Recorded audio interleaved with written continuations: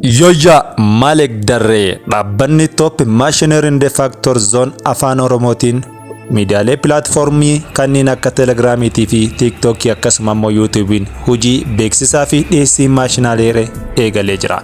Isinis dhaabbata kanatti dabalamuudhaan jireenya keessanii fi abjuu keessan dhugoomsa isiniin jenna.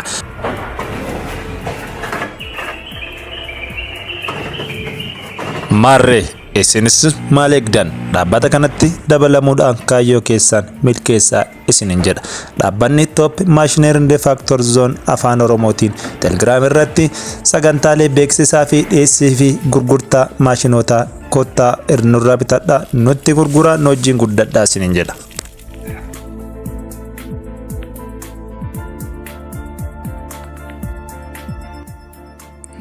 Akkuma viidiyoo irratti argaa jirtan dhaabbanni kun maashinoota oomisha bolokkeetti akkasumas immoo oomishaalee garagaraa isinii dhiyaate kottaa nurraa bitadhaatii abjuu keessan gara miiliyoonootaa fi biiliyoonootti guddisaa isiniin jedha.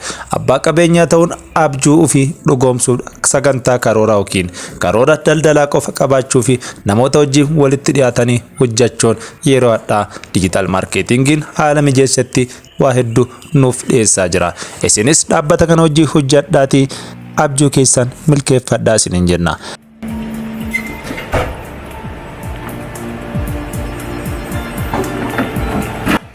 Kanaaf maal eegdarre dhaabbanni Top Machinery in the Factor Zone afaan Oromoo kottaa nu wajjin guddadhaa isiniin jedha.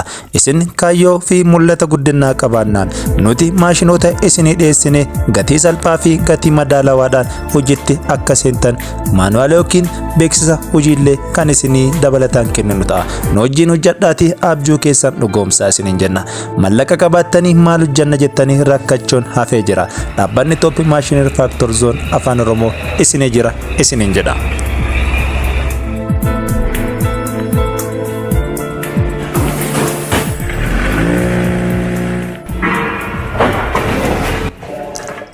Waarganii amanuun baay'ee barbaachisaa. Dhaabbanni kun lakkoofsa bilbila isaatiin hojiilee adda addaa irratti gorsas kennaa jira.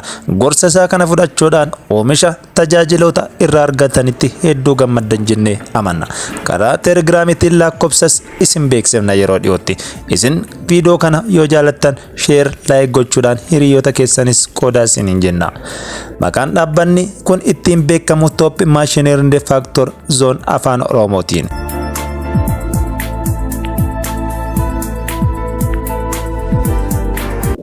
Maal kana qofaree dhaabbatichi kun tajaajila inni kennuun hedduun isaa gammadoo ta'anii beekamtii argatee jira.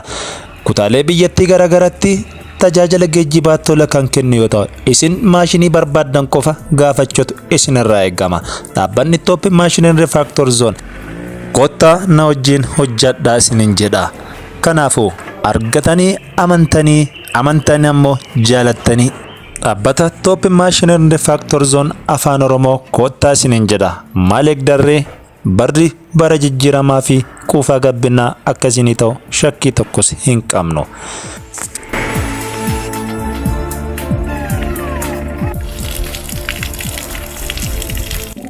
Dhaabbanni Top Machinery in the Factor Zone afaan Oromoo maashinoota kanneen akka suphaa maashinii xaawulaa, maashinii suphaa sibiilaa, maashinii warshaa oomisha bishaanii, maashinii warshaa oomisha daakuu, maashinii warshaa oomisha bolokkeettii fi kanneen biroo dhiyeessuu irratti argama.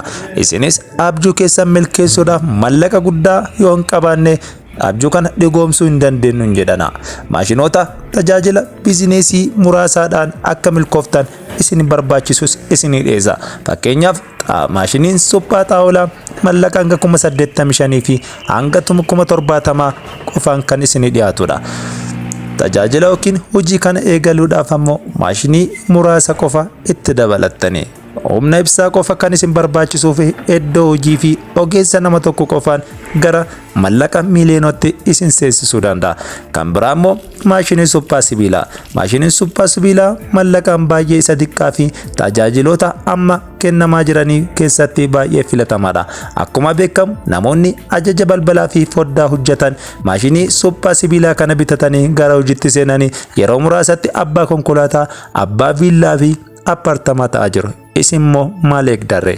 Maashinii suphaa sibiila kana bitachuudhaaf ammoo karaa teelegiraamiitiidhaan nu dubbisaa isiniin jenna. Viidiyoo kanatti aansinee isinii dhiyeessu ammoo maashinoonni kunniin kanneen akkamitti dhaabbanni Top Machinery Factory Zone Afaan Oromoo maashinoota akkamii dhiyeessaa kan ture yoo jedhu ijaan akka argitaniif kan isinii dhiyeessudha. Torbaan jaalalaa horaa bulaa deebanaa isiniin jenna.